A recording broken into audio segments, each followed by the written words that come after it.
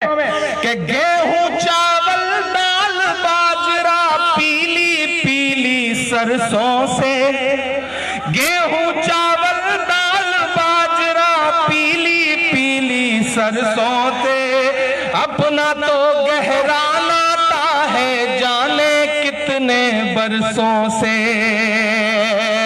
गेहूं चावल दाल बाजरा पीली पीली सरसों से, अपना तो गहरा नाता है जाने कितने बरसों से। सूखे से भी लड़ते हैं और बारिश से भी लड़ते हैं, हम किसान तो सरकारों की साजिश से भी लड़ते हैं। अब ये पांव तारबंदी की गई, गाजियाबाद के बॉर्डर पे तार लगाए गए, वो तार जो शायद कश्मीर और चाइना के बॉर्डर पे लगते हैं। तब इमरान ये मिसरे पढ़ता है कि अपना हक सूखे से भी लड़ते हैं और बारिश से भी लड़ते हैं, हम किसान तो सरकारों की साजिश से भी लड़ते हैं। अब ये पांव नहीं ठहरेंगे तेरे नुकीले तारों से, तेरे नुकीले तारों से।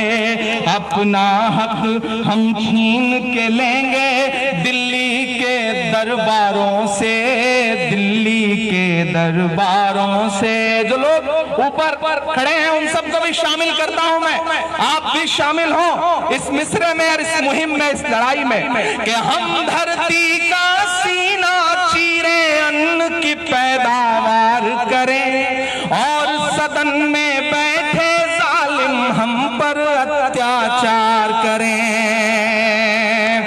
हम तुझसे दुखड़ा रोते हैं जब फूटी तकदीरों का, हम तुझसे दुखड़ा रोते हैं जब फूटी तकदीरों का, तब तू रौब दिखाता है बंदूकों का जंजीरों का। यही सदाएं, मोदी जी सुनिए आज सहारनपुर से क्या सदाएं गूंज रही हैं। यही सदाएं गूंज रही हैं गलियों से चौबारों से, अपना हक हम छीन के लेंगे दिल्ली के दरबारों से। जाओ ये संदेशा कह दो अंबानी के यारों से, अंबानी के यारों से। तमाम ऐसे बुजुर्ग बैठे हैं ना जिनकी पेशानी की झुर्रियों में पिछले 60-70 साल के दर्द को महसूस कर रहा हूं। वो हिंदुस्तान जिसे नेहरू जी सींच करके यहां तक ले आए थे, उसे आपने कहां से कहां लाके खड़ा कर दिया कि हम बंजर पे पैर जमा कर हरियाली ले आते हैं, अपनी किस्मत से लड़ते हैं खुशहाली ले आते हैं। जो पूंजीपतियों का खुद को खुला हितैषी कहते हैं, हम ऐसे हर हुक्मरान की ऐसी तैसी कहते हैं। धरती पुत्रों का संदेशा 2.5 से लेकर के सामने तक जो मेरे सामने भीड़ बैठी है, मैं आपको पुकारता हूं और आपको शामिल करता हूं कि धरती पुत्रों का संदेशा शहंशाह से कह देना, धरती पुत्रों का संदेशा शहंशाह से कह देना, मोदी से भी कह देना और अमित शाह से कह देना। सरकारें हमसे होती हैं ना कि हम सरकारों से। जाओ ये संदेशा कह दो अंबानी के यारों से, अपना हक हम छीन के लेंगे दिल्ली के दरबारों से, दिल्ली के दरबारों से।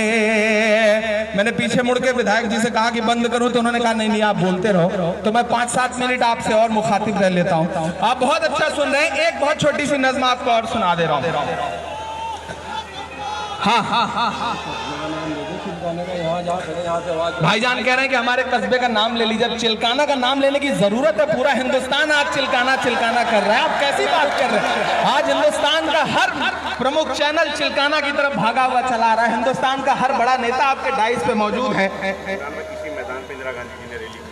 देखिए बिलाल भाई ने बहुत अच्छी जानकारी दी है कि यही वो मैदान है, यही वो तारीखी सरजमीन है जहां पे कभी इंदिरा गांधी जी भी आई थी और आज यहीं पर आदरणीय प्रियंका गांधी जी भी आ रही हैं। मैं चाहता हूं कि प्रियंका जी के स्वागत में एक ऐसी ताली बजे जो वहां से जहां वो आ रही हैं वहां तक उसकी गूंज जाए ताकि वो जल्दी यहां आ सके। के वक्त के हाकिमों बादशाहों सुनो, जुल्म की फौज के सरबराहों सुनो। आप किसी भी आंदोलन के लिए खड़े होंगे तो कभी गोली मार दी जाएगी सीनों पे सीधे, कभी आपको आतंकवादी बता दिया जाएगा, कभी खालिस्तानी बता दिया जाएगा, कभी आपको किसान नहीं माना जाएगा। आज तो हालत यह है कि आपको वो इंसान मानने को तैयार नहीं है। प्रधानमंत्री जी खड़े होकर कहते हैं सदन में कि असम के भाषण में कि आजकल चाय खतरे में है। मैंने उस दिन ट्वीट किया कि नहीं प्रधानमंत्री चाय खतरे में नहीं है, फर्जी चाय वाला भले खतरे में हो, चाय खतरे में नहीं है। तब मिसरे पढ़ता हूं कि वक्त के हाकिमों बादशाहों सुनो, जुल्म की फौज के सरबराहों सुनो, कातिलों के सभी खैर खाहों सुनो, ऐ सियासत के मगरूर शाहों सुनो।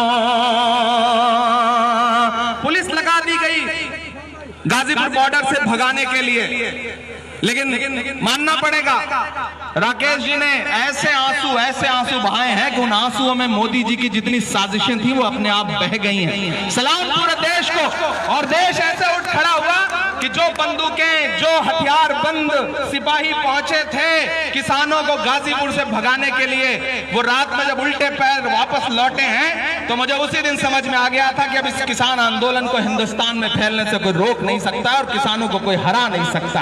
मैं सलाम करता हूं आपको क्योंकि आपने डरने से मना कर दिया। मैंने सुबह सुना कि यहां धारा 144 लगा दी गई है, प्रोग्राम नहीं होने दिया जाएगा। तब मेरे एक साथी जो मेरी गाड़ी में थे बोले भाई हम लोग कैसे पहुंचेंगे?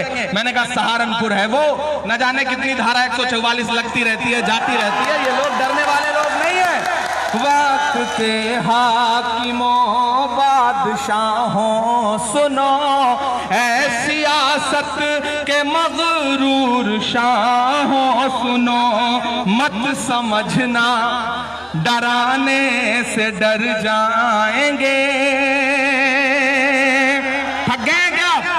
अगर थके नहीं है तो आपका जोश, आपकी जिंदा दिली मुझे नजर आती रहनी चाहिए कि मिसरे पे कि मत समझना डराने से डर जाएंगे, अब के सारी हदों से गुजर जाएंगे। मत समझना डराने से डर जाएंगे, अब के सारी हदों से गुजर जाएंगे। मौत के नाम का खौफ देता है क्यों? मेरा ईमान बोल रहा है इन मिसरों में कि मौत के नाम का खौफ देता है क्यों? मौत जिस रोज आएगी मर जाएंगे। क्या कर रहा है? अब के सारी गुजर जाएंगे। हमारी राष्ट्रीय प्रवक्ता आदरणीय सुप्रिया श्रीनेत जी हैं, डॉली शर्मा जी हैं। मैं ये मिसरे पढ़ता हूं कि हिंद के नौजवानों के दुश्मन हो तुम। आप नौकरी मांगोगे तो लाठी मिलेगी, किसान अपना हक मांगेंगे तो लाठी मिलेगी, अकलियत के लोग सड़क पे उतर आएंगे तब लाठी मिलेगी। ये सिर्फ लाठी और गोली की सरकार है। अलल ऐलान ये मिसरे पढ़ता है साहब कि हिंद के नौजवानों के दुश्मन हो तुम, आरती और अजानों के दुश्मन हो तुम, आरती और अजानों के दुश्मन हो तुम। पहले तो हिंदू मुस्लिम के दुश्मन थे पर पहले तो मुस्लिम के दुश्मन थे, पर आजकल तो किसानों के दुश्मन हो तुम। और अब अगर सच्चा मिसरा लगे तो तैयार रहना कि अन्नदाता से उलझे हैं इस बार ये। तैयार रहना अगले मिसरे पे कि अन्नदाता से उलझे हैं इस बार ये। मोदिया शाह हो सब सुधर जाएंगे, मत समझना डराने से डर जाएंगे।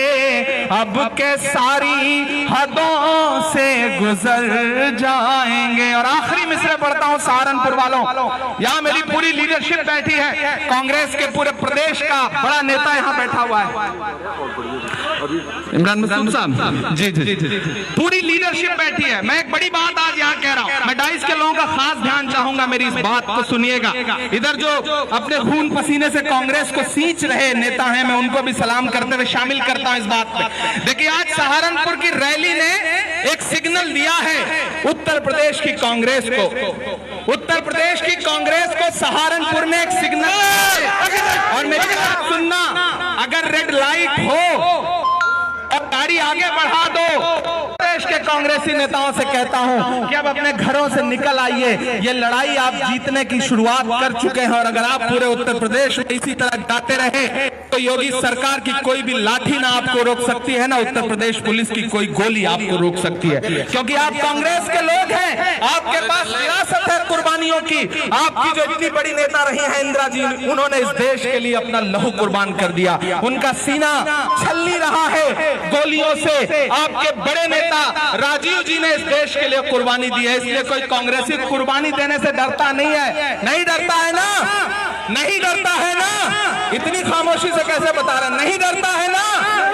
हम वो लोग हैं जिसने अपने खून पसीने से इस देश को सींचा है, और आज चंद लोग, पिछले जुम्मा 6 साल से आए हुए लोग हमें सिखाएंगे कि वतन कैसे चलाया जाता है, देश कैसे चलाया जाता है। वो सिखाएंगे कि तिरंगे की अजमत क्या होती है। इमरान मिश्रा पढ़ता है कि हमने ज़मज़म दिया, आबे गंगा दिया,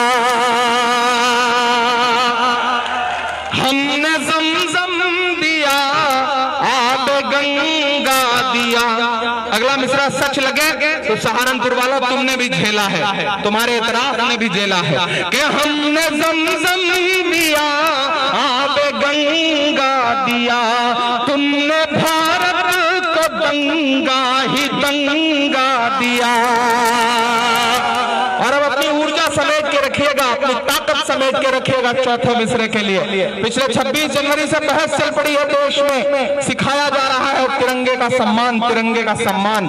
जिन लोगों ने अपने मुख्यालय पर कई दशक तिरंगा नहीं फहराया, वो आजकल तिरंगे पे बड़ा ज्ञान दे रहे। सुप्रिया जी को मैं टीवी डिबेट में सुनता रहता हूँ, बोलती बंद करवाती रहती हैं। जो बौद्धिक अराजक लोग उनके बैठते हैं, उनको मैं सलाम करता हूँ। कांग्रेस की जो नई टीम है, जो नया पैनल है प्रवक्ताओं का, वो बहुत शानदार काम कर रहा है, मैं उन्हें भी सलाम करता हूं। तब इमरान ये मिसरे पढ़ता है कि हमने ज़मज़म दिया, आबे गंगा दिया, तुमने भारत को दंगा ही दंगा दिया, तुमने एक रंग के ख्वाब देखे मगर, तुमने एक रंग के ख्वाब देखे मगर, हमने हिंदुस्तान को तिरंगा दिया। ये तिरंगा बदन पर लपेटे हुए, ये तिरंगा बदन पर लपेटे हुए, एक दिन इस जमीन में उतर जाएंगे, मत समझना डराने से डर जाएंगे, अब के सारी हदों से गुजर जाएंगे, मौत के नाम का खौफ देता है क्यों, मौत जिस रोज आएगी मर जाएंगे। बहुत शुक्रिया।